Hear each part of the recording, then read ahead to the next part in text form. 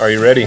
No. Are you ready for debate night? Oh, yeah. Are you ready to argue with me? or against me?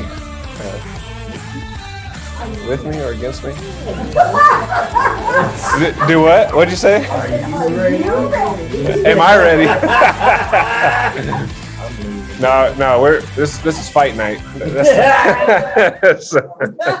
Before we start arguing, I want to read from the Bible. Is that okay? Yep. Maybe. I brought one. Oh, yeah. Romans chapter 1.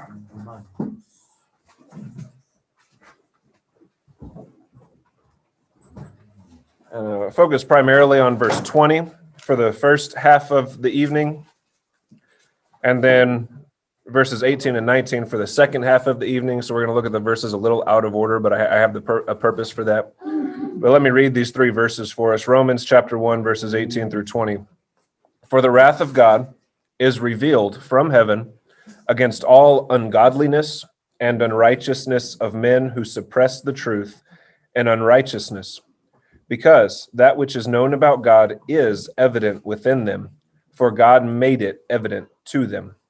For since the creation of the world, his invisible attributes, his eternal power and divine nature have been clearly seen, being understood through what has been made, so that they are without excuse. And we may spend some time in these few verses next week as well, because there's a lot to glean from these three verses. But what do you notice here, just from these three verses in Romans? Yeah, there's a wrathful side of God. Yeah, the God of creation. And this is the New Testament we're reading, right? The God of the New Testament is the same as the God of the Old Testament. We see his wrath in both places.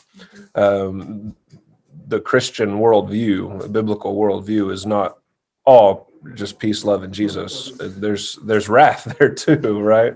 There are things God hates. The details here that are pertinent to apologetics, pertinent to our conversation in apologetics, are that men suppress the truth in unrighteousness. So the unrighteousness comes first, and then there is a suppression of the truth, such that people are unwilling to hear the gospel, such that people become, Paul puts it in another epistle, they're like unreasoning animals, because they're just unwilling to participate in sincere dialogue, sincere conversation, unwilling to hear reason, right? And we are instructed to give a reason for the hope that we have, not just to drive by, throw assertions at people, but to actually provide a reason for the hope that we have. That's what we saw in 1 Peter. And there are many people in the world who suppress the truth in unrighteousness. The unrighteousness comes first, and then a suppression of the truth, because that which is known about God is evident within them, for God made it evident to them. And we'll spend time talking about that idea next week. That's the idea of special revelation, the fact that God reveals himself to people, and that's the way that people come to know God and are aware of God. We'll focus on that a little bit next week. And so God is the one who reveals himself. And then verse 20, for since the creation of the world, his invisible attributes, so these are things about God. There's a difference between knowing God, which comes by special revelation, and knowing about God, which is what we see in verse 20. For since the creation of the world, his invisible attributes, his eternal power and divine nature have been clearly seen, being understood through what has been made, so that they are without excuse. So from the outset this evening, we need to know, when we look at arguments for the existence of God, we're going to walk through a few of the arguments in favor of God's existence. We need to know that none of the evidence and none of the philosophical proofs can cause any person to have a relationship with God, right? None of the arguments in favor of God's existence can cause a person or force a person to know God, but it is through these things that we can know about God. And those are two different things, and we do need to make that distinction. I'm confident enough to to make the claim. There's not a single person in here who, before coming to Christ, was just really trying to come to Christ. Am I correct in making that assertion? Yeah. I was watching a guy who does street apologetics today on YouTube. His name is Jeff Durbin. He's a pastor of Apologia Church in Phoenix, Arizona. And he was doing street apologetics, and the guy said he was telling the guy about how God basically helped him overcome all of his addictions. He was on X, and he would take X and have a bottle of rum, like a full bottle of rum in the evenings, and like that was his lifestyle, like that's how he lived his life. And he said God rescued him out of that. And he said that's one of the proofs that God exists. And the guy said, so you believe God exists because you needed him as a crutch, essentially, to overcome some problem that you were having, problems that you got yourself into. And Jeff said, well, God did help me overcome those things, but I got to tell you, I wasn't trying to overcome those things. I loved my sin. Mm-hmm. And what I would always say. Yeah, and that's you don't use God as a crutch to overcome something that you don't want to overcome, right? God intervenes, and the intervention there is proof, because if God wasn't really doing that, there would be no intervention, supernatural, spiritual intervention. And it really is amazing to think about that, because people experience those interventions every day. Yeah. The Kalam Cosmological Argument. All right. The names of these arguments are not too important to remember. Okay. Just important to know the basic argument. And the thing to know coming in here is that none of these arguments actually get us all the way to God's existence. But you have this scenario. And so in this scenario, I'm going to play the atheist, and I do want you to argue with me here. I want your best answers if you're up for it. All right. So atheist comes and says, why do you believe in a creator? There's no need whatsoever for a creator. We pretty well know how the universe began to exist, right? There was an infinitesimal point of near infinite energy that expanded into the universe today in a matter of a few million years to a few billion years. All right, a very small period of time in the grand scheme of things. And it expanded into the universe we now see, and that energy started transitioning into matter, and stars began to form and planets began to form around those stars. And then on the earth, there was the primordial ooze. And in that primordial ooze, all of the ingredients necessary for life were put together and awakened by a sudden burst of energy. And then there were the first single-celled life organisms that evolved into all the vast array of creatures that you see today. There's no need for a creator. All of this stuff could happen on its own. I'm going to look at you and go, you have lost your mind, turn around and walk away. Okay. And then I'm left without Jesus. Yeah. I'm not going to be quite that quick about it.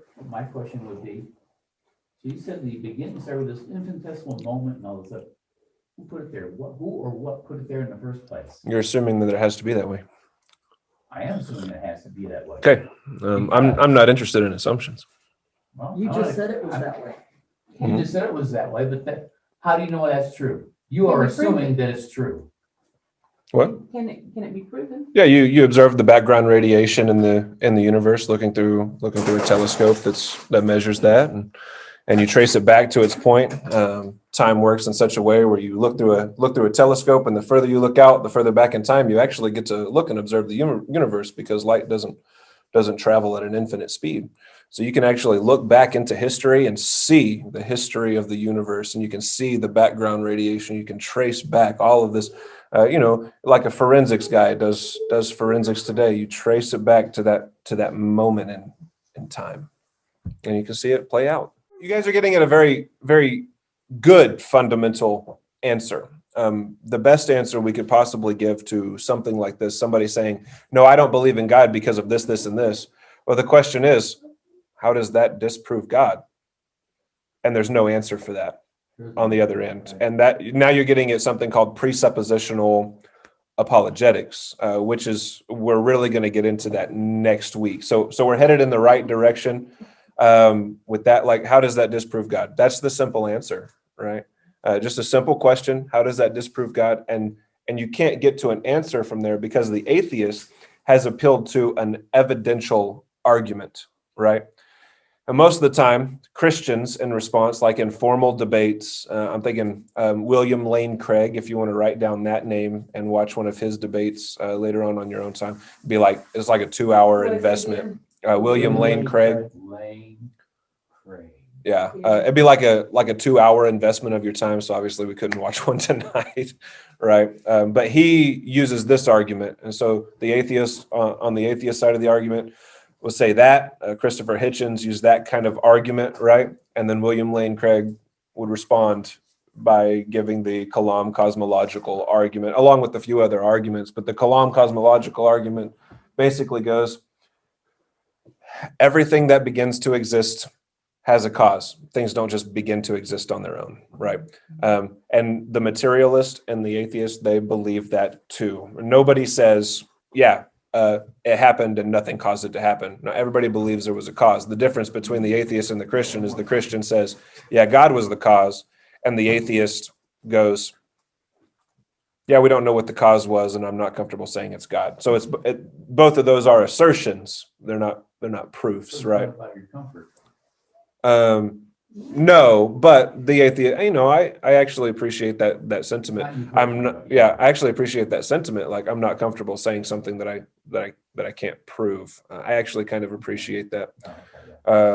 And it's good, but it's still an assertion. And then on the Christian side, like saying, yeah, but God was the cause, that's also an assertion. But William Lane Craig will say something like, everything that begins to exist has a cause. That's a truth that seems self-evident, right? It's a truth that almost has to be true. Something doesn't begin to exist without a cause. That seems to be what we observe and the way we observe the world to work. Everything that we see, every material thing, began to exist. Therefore, every material thing has a cause. And then William Lane Craig, of course, would build upon that argument and explain the Bible a little bit and say, as Christians, we believe that this cause is sovereign God, and it actually doesn't make sense to assert or insinuate in any way that the cause was something other than God, because this cause obviously has to be something immaterial, something not made up of energy that we find in the universe today, something that was other than this infinitesimal point. And William Lane Craig, he's a Molinist, and he does believe that the universe played out kind of like, modern science tells us the history of the universe played out. So he tries to play on that a little bit, like, yeah, I agree with you on this, but God's the cause. So that would be the Kalam cosmological argument.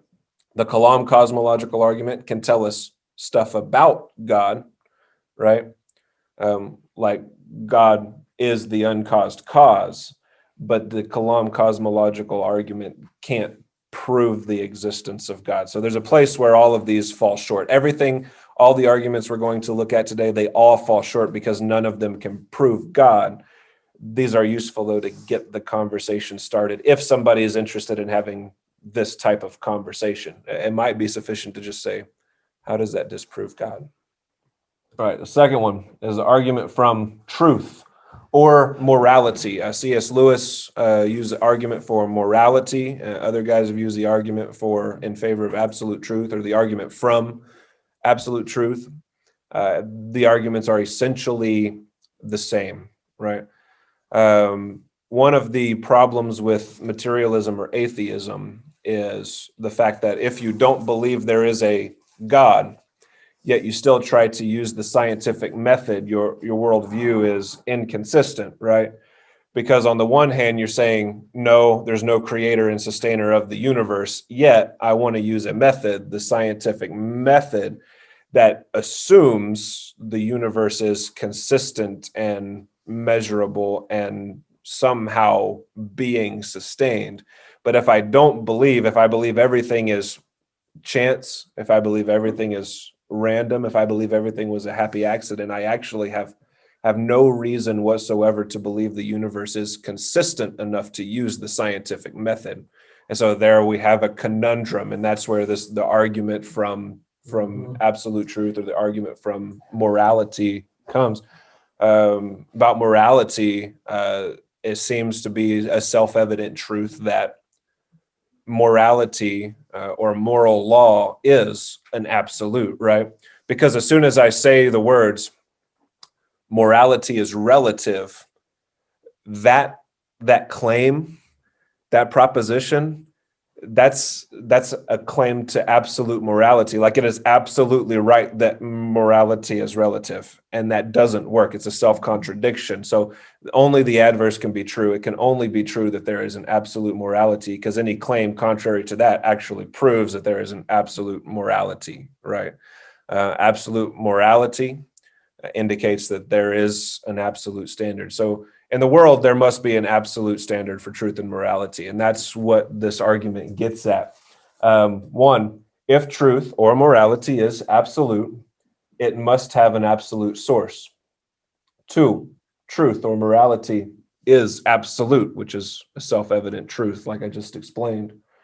Therefore, truth or morality has an absolute source. Now, this argument, we can't logically formulate what the source is or who the source is using this argument. Now, we believe it is God, right? But somebody else may say, well, which God? But I will hand it to this argument, that this argument pretty well renders atheism a nonsensical worldview, right?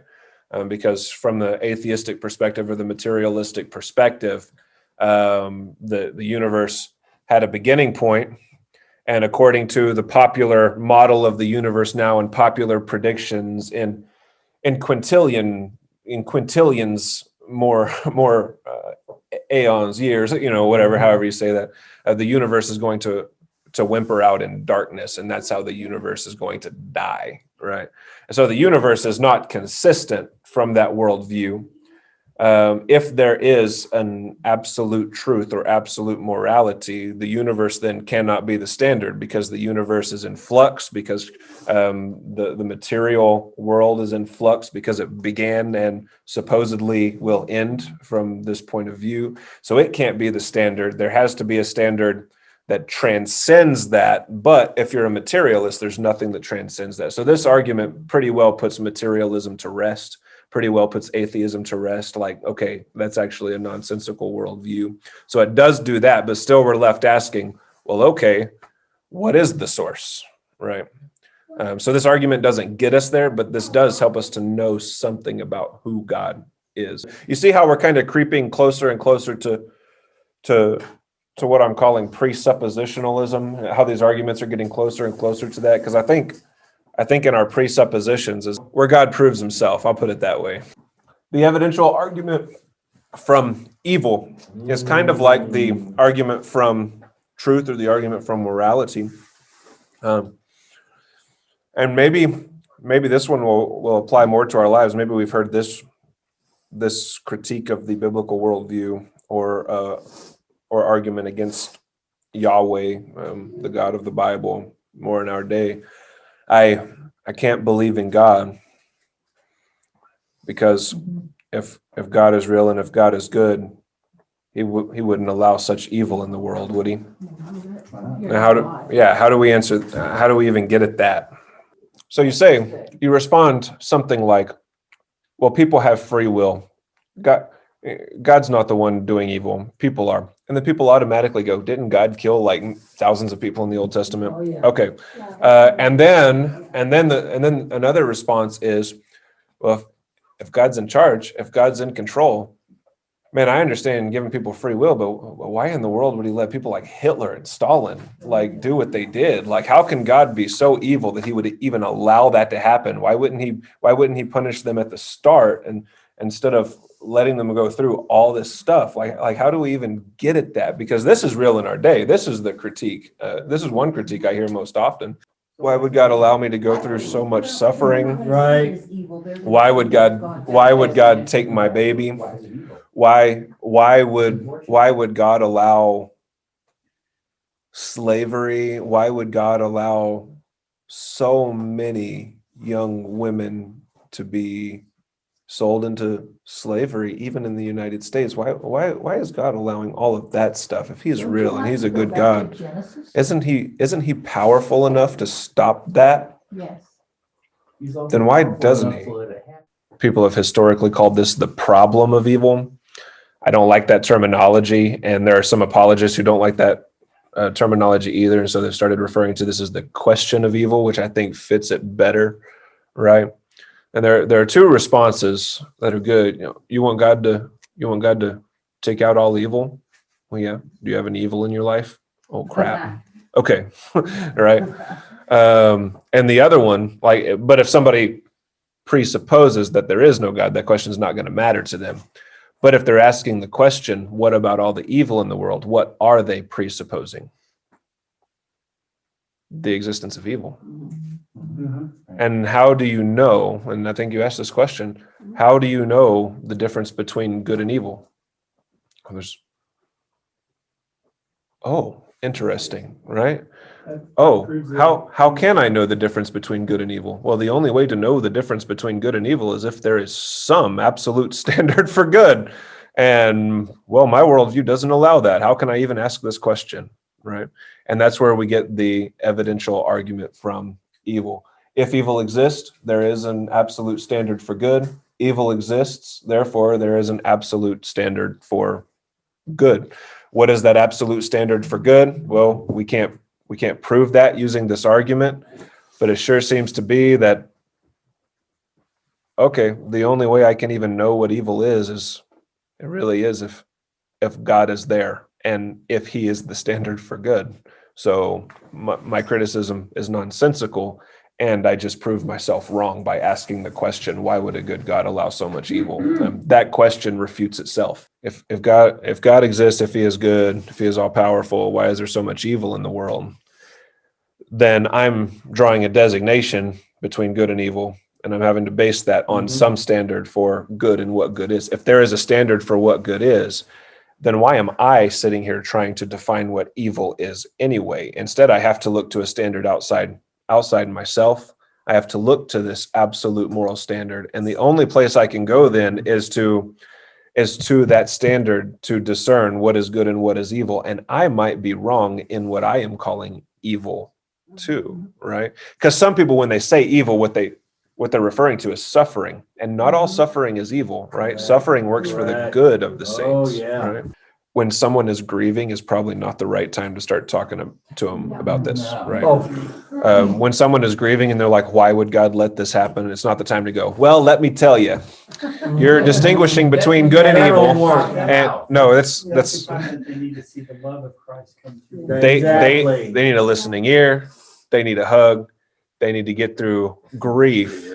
And it may be the case that the Holy Spirit shows up and comforts them, right? Which the Holy Spirit does all the time. And then on the other side of it, they're like, I'm so glad God was there for me.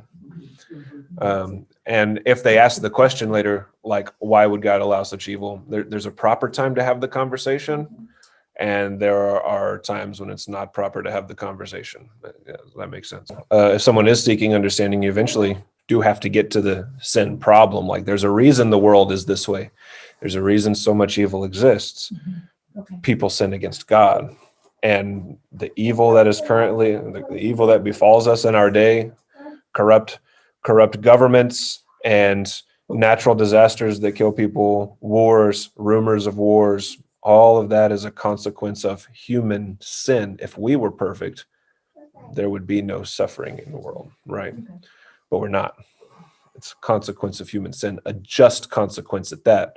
But until you have until somebody's open to, okay, God is real, they're not ready to hear, oh, you mean I'm a wretch? Is that what you're trying to tell me?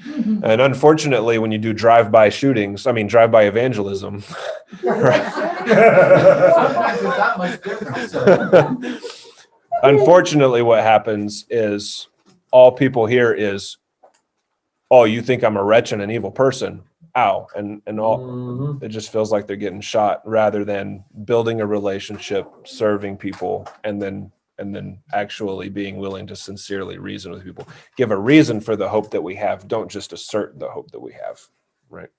Yeah, right. And that's an argument from fine-tuning and irreducible complexity, right? Which I wasn't going to get it tonight, but I guess I will. Okay, so it's irreducible complexity is you look in the human body, and there are machines, biological machines in the human body that if you reduce them biologically at all, take any part out, they no longer work, which makes it impossible that something could evolve into that because you don't have a progression. It had to all come in at the same time.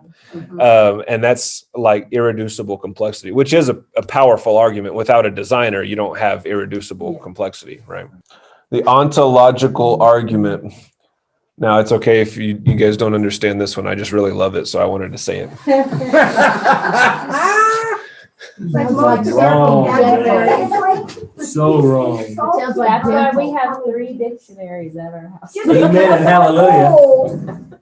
My primary dictionary, though, I have to be honest, my primary dictionary is Google. At least once a day, I'm like, what is that word? All right.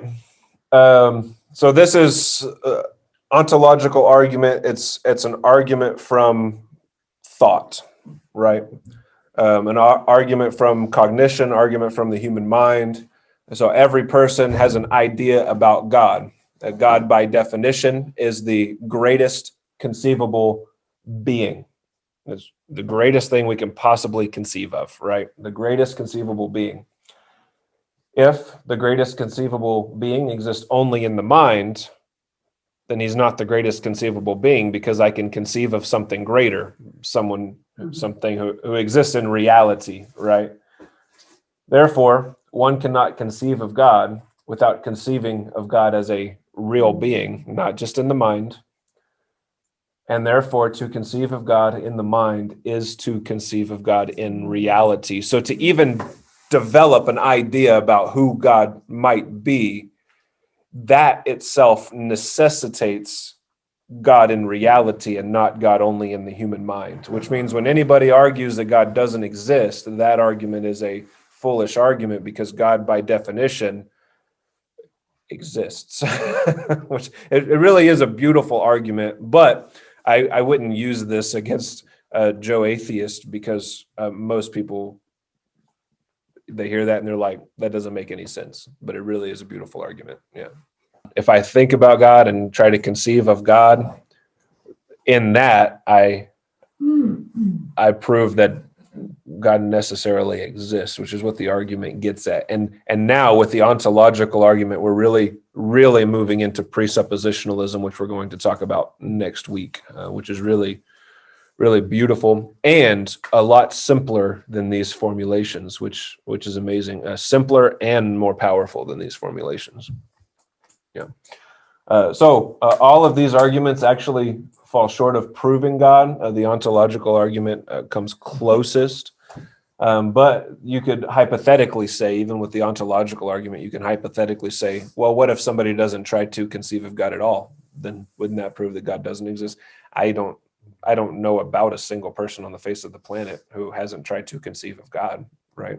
It seems to me innate in every culture, everywhere, right? Every person, it seems, tries to conceive of God, which C.S. Lewis got at that, right, They too. try to Yeah. unconceive him, though, after they've Conceived, that's it. And it doesn't work, right? Try to undo that. So all of these arguments do ultimately fall short of proving.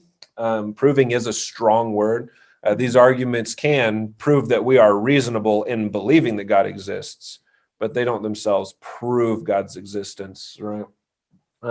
We can know about God through evidence and philosophy, which is what we were getting at, but we cannot prove him. It's like saying we cannot We can know about him through nature.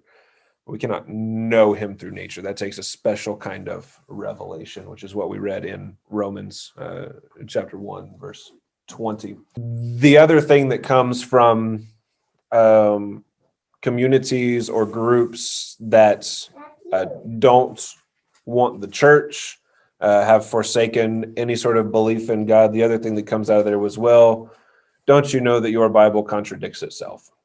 Right? Have you heard that one? Okay. Well, I have good news. Tonight, fight night at the Church of Sunsites, I am going to show you 4 ways to No, we are going to look at some of these supposed contradictions and see the basics on how to think about these and why people say these are contradictions in the Bible. There are many things throughout the Bible that people will say contradict other claims made in the Bible, and the charge is the Bible is incoherent. That would be self-contradictory. That's what incoherent means, or at least not consistent in its message or in its claim or in the story that it's telling. And we're just going to look at a couple of these so we know how to think about them. So if somebody says, well, what about this verse and this verse? Aren't they saying opposite things? The Bible can't be true if it's self-contradictory, right? Then at least we know how to think about that. As much as I have thought about it, there is no instance I have found in the Bible where there is an actual contradiction, right? Only the claim made that the Bible contradicts right there. And almost every claim that the Bible contradicts itself can be disproven simply by context around those verses and understanding what the biblical author was saying in those verses, right? And so again, I'll remind us, our greatest hermeneutic is what? Or our greatest apologetic is what? Know the Bible. That's the best apologetic we have, because people, in arguing against Christianity all the time, make claims that the Bible doesn't claim, saying your Bible says this, and it doesn't, right? And so that's our best best apologetic, is just to know the Bible. Somebody read for me 2 Samuel 23, verse 8. Very good. Nice. Very good. So how many men there did the chief of David's captains kill? 800. At one time. 800 at one time. All right, now somebody read. This is First Chronicles. My bad. Here, let me correct this. Somebody read First Chronicles 11:11. So how many men did the chief of David's captains kill at one time? 300. So which was it? Was it 800? One time he killed 300. Or was it 800 or was it 300? This is an obvious contradiction in the Bible. The Bible is wrong about itself. Can you explain this contradiction to me? Who can I pick on? Who wants to volunteer for me? Who wants to be a victim in another Who wants to be a victim? Who wants to get offended? Do we get the song back? I like it. Bring it. Okay, Ron, what's your favorite thing to drink? Oh, that wasn't so bad, was it? What's your favorite thing to drink? I have several things I like to drink. All right, just name one. That's all I need is one. Sweet tea. Sweet tea. All right. So say we're at I don't know why you choose sweet tea if we're going to a party, but whatever. There you go. All right. So we're at a party and you are getting jacked up on sweet tea and somebody is Let's make it rum. rum. Okay. You're getting, There. oh, You can get jacked on that. all right. Jacked. Aha. I got you. Pun award. Oh, not fair. All right, so you're getting jacked up, rum and coke, and you're on your third one. You're just having 3, all right, and somebody is real offended by that. Dude, that Ron guy is getting so plastered. He had 3 drinks. I'm at the party too. I saw Ron have a drink, and this guy is complaining to me, and I'm like, well, I saw Ron have 1 drink. We're both correct. No, he's probably not right in his being offended by that, right? Or we're both correct. I saw Ron have 1. He saw Ron have 3. Ron had both 1 and 3. I'm not willing to say that Ron had 1 and only 1. Then there would be some contradictory information in these accounts. In the Gospels, for instance, the Gospel writer doesn't say there was 1 and only 1 angel or man, right? And this was a man and not an angel. The Gospel writer doesn't write any of that. In this account, in Chronicles and 2 Samuel, the historian doesn't write there were 300 and only 300 that the guy killed. And so they're both true accounts, just recording different numbers. If there are 800 there, well, there are certainly also 300 there. Does that make sense? So when somebody says there's a contradiction in the Bible, it's most often the case that there's not a real contradiction there, like what we just saw. There's not a real contradiction there, but what you're doing is forcing a contradiction because you want to support your own argument. And in debate, that's called a straw man. It's not real evidence against something. It's not a real contradiction, but you're making it out to be a contradiction so you can tear down a worldview. And in that case, you're tearing down a worldview or a claim that doesn't actually exist, and that doesn't help anybody. And that's an argument we refer to as an absurd argument. Okay. And that's what you found great. Yep, that's it. So, all right, we won't do the other 2 because we're out of time. Feel free to look at those on your own and see if you can resolve those contradictions. They're not contradictions, but